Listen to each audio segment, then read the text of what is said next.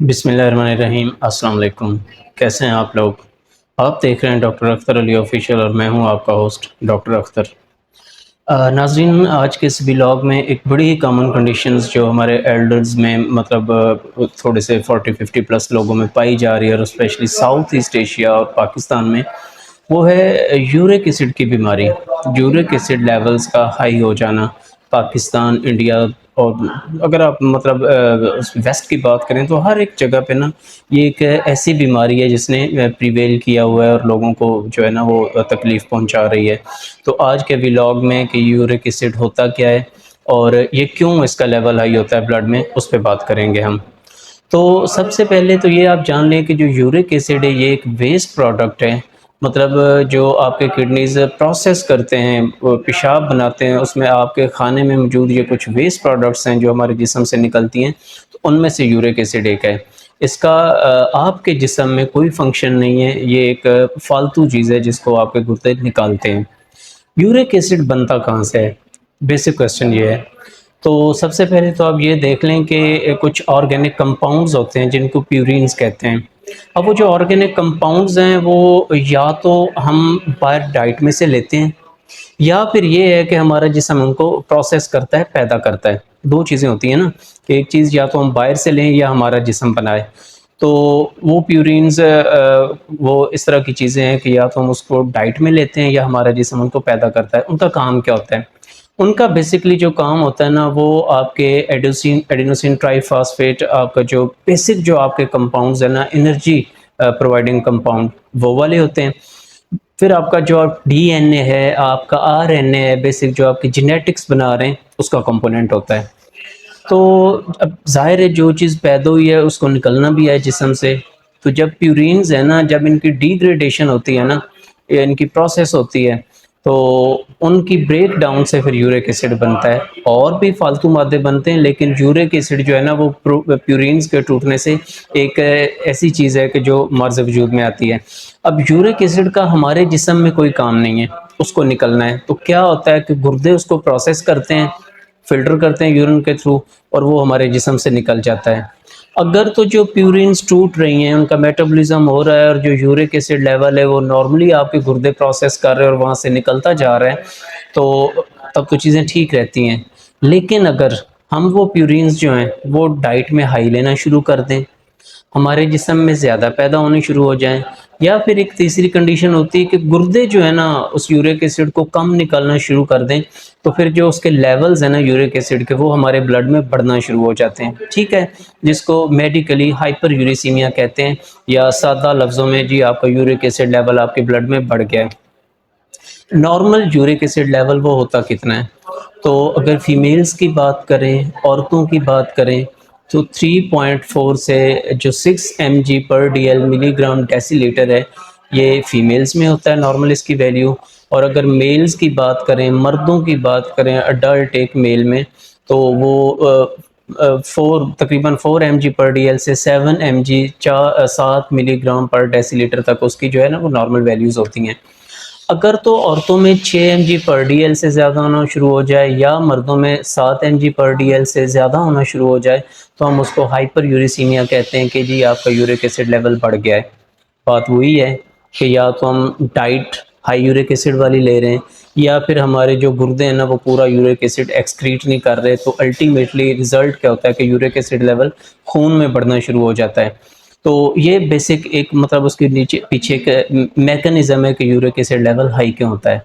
तो अब हम कुछ कंडीशंस को डिस्कस करते हैं कि जिनमें या तो यूरिक एसिड लेवल ज़्यादा बन रहा है या फिर ये कुछ ऐसी कंडीशंस, कुछ ऐसी बीमारियां जिनमें यूरिक एसिड लेवल जो है ना वो जिस्म से कम निकल रहा है, गुर्दे कम फ़िल्टर कर रहे हैं, तो उनका लेवल बढ़ता जा रहा है। तो सबसे पहले प्रोडक्शन की बात करेंगे। तो प्रोडक्शन में आपकी जी सबसे पहले डाइट है। डाइट में आपका रेड मीट है, ठीक है? बड़ा गोश्त, अमूमन सादा लफ्ज़ों में आप उसकी बात कर लें। उसमें जी आपका सी फूड आ जाता है। जो लोग सी फूड खाने के शौकीन हैं उनमें यूरिक एसिड लेवल्स जो हैं वो हाई होते हैं। कुछ लोग ऑर्गन मीट खाने के आदी होते हैं, जैसे कुछ लोग कलेजी खाने के शौकीन होते हैं, उसमें रेड मीट मतलब वो यूरिक एसिड लेवल ज़्यादा होता है, प्यूरिन्स लेवल हाई होता है। फिर अगर कुछ लोग जो हैं मतलब वो उस पे आ जाएँ, कुछ ख़ास वेजिटेबल्स हैं जिसमें पालक है आपकी, तो उसमें यूरिक एसिड लेवल का जो है ना वैल्यू वो ज़्यादा हो जाती है। उसके बाद अगर आप बात करें तो जेनेटिक्स एक ऐसा कंपोनेंट है जिसमें बहुत ज़्यादा फैक्टर प्ले करता है कि कुछ लोगों में मतलब जीन्स में ये चीज़ है कि वो हाई यूरिक एसिड लेवल के पेशेंट बन जाते हैं। उसके बाद ये कुछ सर्टेन मैलिग्नेंसीज़ हैं, जैसे ल्यूकेमिया वगैरह है, ब्लड के कैंसर्स हैं, उनकी आगे डिफरेंट टाइप्स हैं। अगर आप ल्यूकेमिया के शिकार हैं, किसी ब्लड कैंसर का शिकार हैं, तो उसमें भी जो आपका यूरिक एसिड लेवल है ना, वो हाई होना शुरू हो जाएगा। उसके बाद अगर बात करें तो जी कुछ ऐसे हैं कि कुछ सिंड्रोम्स हैं, उनमें भी आपको मतलब यूरिक एसिड लेवल हाई होना शुरू हो जाता है, जैसे लिशनेक सिंड्रोम है, उसमें होना शुरू हो जाता है। फिर उसके बाद अगर आप अल्कोहल पीने के आदी हैं, जो कि एक बुरी बात है मतलब शराब लेना, तो अगर आप शराब पीने के आदी हैं तो उसमें भी आपका जो है ना यूरिक एसिड लेवल वो हाई हो जाएगा। डिहाइड्रेशन, कुछ लोग पानी कम पीते हैं, ज़रूरत से कम पानी पीते हैं, तो उससे भी जो क्या है कि कंसंट्रेशन होती है और जो यूरिक एसिड है ना, उसका बढ़ना लेवल जो है ना वो शुरू हो जाता है हमारे खून में। तो डिहाइड्रेशन को प्रिवेंट कीजिए, ज़्यादा से ज़्यादा पानी पीजिए। तो ये एक ऐसी कंडीशन हो सकती है कि जिसमें आपका जो यूरिक एसिड लेवल है ना वो हाई हो जाए। फिर एक स्किन की कंडीशन है जी जिसे सोरियासिस कहते हैं, ठीक है ना? आपने देखा होगा सफ़ेद किस्म की स्केलिंग बनना शुरू हो जाती है कुछ लोगों को। तो ये भी एक कंडीशन है जिसकी वजह से जो है ना आपका जो यूरिक एसिड लेवल है ना वो हाई हो सकता है। तो ये कुछ सर्टेन कंडीशंस रखी थी कि जिनमें यूरिक एसिड या तो डाइट में या हमारे कुछ जिस्म के ऐसे प्रॉब्लम्स हैं जिनकी वजह से इसका लेवल बढ़ जाता है। अब बात करते हैं जी कुछ ऐसी कंडीशंस की जिनमें जो यूरिक एसिड लेवल है ना वो निकलता कम है। पैदा ज़्यादा होता रहे या निकले कम, तो दोनों सूरतों में यूरिक एसिड तो बढ़ेगा आपके जिस्म में। तो कुछ ऐसी कंडीशंस डिस्कस करते हैं जिनमें यूरिक एसिड लेवल जो है ना वो कम निकलता है, आपके गुर्दे कम निकालते हैं। सबसे पहले तो जी आपकी कंडीशन है सीकेडी है, क्रॉनिक किडनी डिजीज़ है। तो मतलब आप किसी भी इश्यू की वजह से आपके गुर्दों के दायमी अमराज का शिकार हैं, जो लॉन्ग स्टैंडिंग जो डिजीज़ेज़ आपके गुर्दों की चलती हैं, तो उनमें क्या होता है कि आपका जो गुर्दे हैं वो सही तौर पर जो यूरिक एसिड है उसको एक्सक्रीट नहीं कर सकते, पेशाब में नहीं निकलता, रिवर्स बॉडी में उसका जो है ना लेवल बढ़ना शुरू हो जाता है। तो एक ये कंडीशन है कि अगर आप गुर्दों के मरीज़ हैं तो वो किसी भी वजह से आप बन सकते हैं। लॉट ऑफ डिजीज़ हैं, उसका मैंने पॉप अप जो है ना वो उस सेक्शन में दिया हुआ है। तो हाइपरटेंशन है, उसमें आपकी डायबिटीज़ मेलाइटस है, ठीक है? ये चीज़ें जो आपका वो लेवल जो है ना उससे यूरिक एसिड का बढ़ जाता है, एक चीज़ होगी।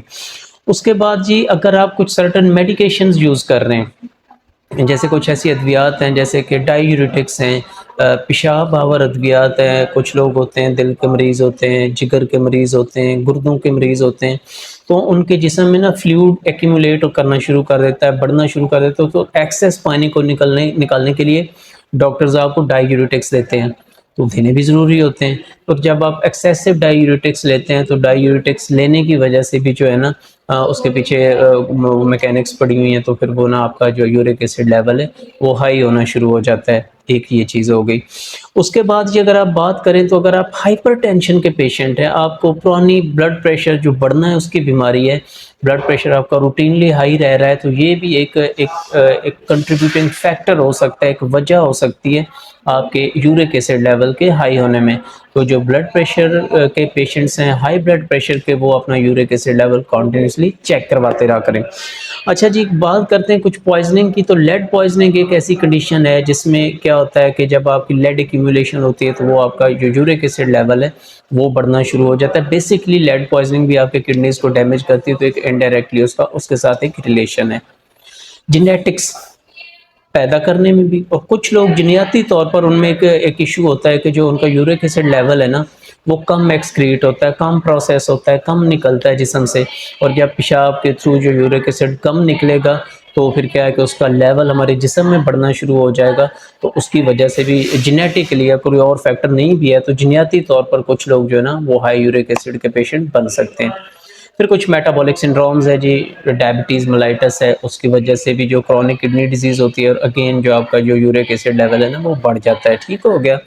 तो ये कुछ कंडीशंस थी सर जिनकी वजह से मतलब जो है ना यूरिक एसिड या तो ज़्यादा पैदा होगा या फिर जो है ना जिस्म से कम निकलेगा, और दोनों सूरतों में इसका जो लेवल है ना वो ब्लड के अंदर बढ़ेगा। तो ये एक ब्रीफ ओवरव्यू था जो आपके सामने रखा है कि यूरिक एसिड कैसे बनता है, उसका काम क्या है, कैसे ज़्यादा पैदा होता है और कैसे हमारे जिस्म से कम निकलता है, जिसकी वजह से उसकी जो लेवल है ना वो हमारे ब्लड में बढ़ना शुरू हो जाता है, जिसको हाइपर यूरिसीमिया कहते हैं, या कहते हैं जी फ़लाँ पेशेंट का यूरिक एसिड लेवल बढ़ गया। आने वाले व्लॉग में इंशाल्लाह इसके साइन एंड सिम्पटम्स क्या हो सकते हैं, इसकी अलामात क्या हो सकती हैं, इसकी पेचीदगियाँ क्या हो सकती हैं, यूरिक एसिड कैसे हमें डैमेज कर सकता है, और फिर उसके सादा और आसान से जो इलाज हैं जो विदाउट गोइंग और कंसल्टिंग अ डॉक्टर हम घर बैठे कर सकते हैं, उस पे बात करेंगे। तो सर अगर आपको वीडियो पसंद आई हो तो इसको लाइक कीजिएगा, शेयर कीजिएगा और चैनल को सब्सक्राइब कीजिएगा, इससे हमारी इंकरेजमेंट होगी। तो इंशाल्लाह नेक्स्ट व्लॉग में इसके ट्रीटमेंट पे बात करेंगे। टिल नेक्स्ट व्लॉग, अल्लाह हाफ़िज़।